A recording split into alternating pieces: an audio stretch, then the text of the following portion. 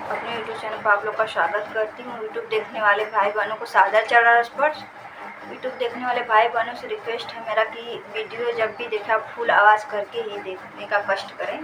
एक छोटा सा मैं कजरी गीत लेकर आई हूँ, आप लोग को पसंद लगे तो लाइक सब्सक्राइब शेयर कमेंट जरूर बताइएगा।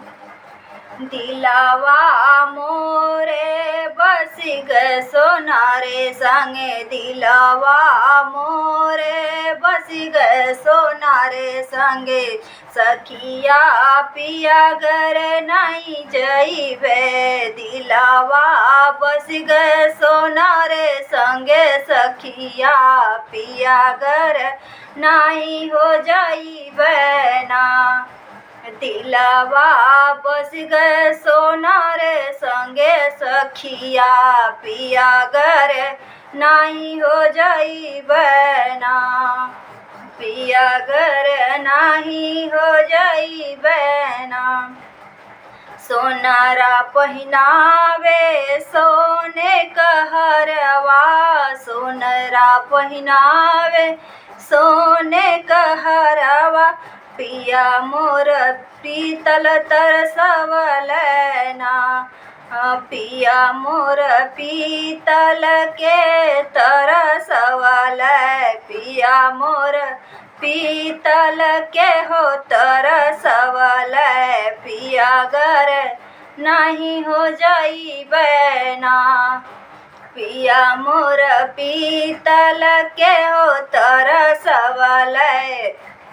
पिया घर नहीं हो जाइबे ना, दिलावा मोरे बस गए सोनारे संगे,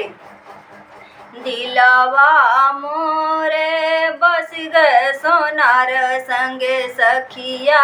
पिया घर नहीं हो जाइबे ना,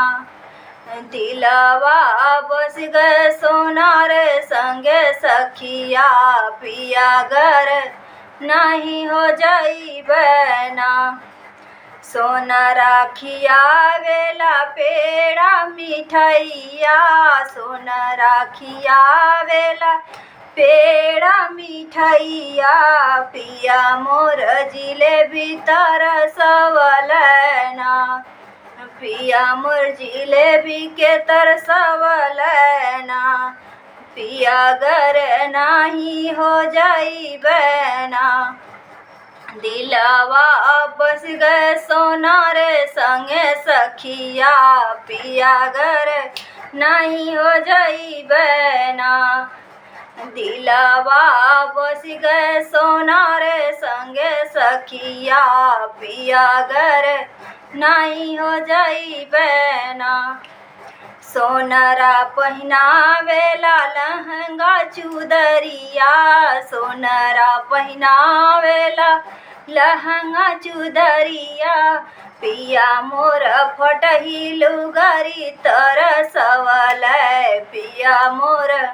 फटही लुगरी तरसवल, पिया घर नहीं हो जाइबे ना, पिया घर नहीं हो जाइबे ना, दिलावा बस गए सोनारे संगे, सखिया पिया घर नहीं हो जाइबे ना।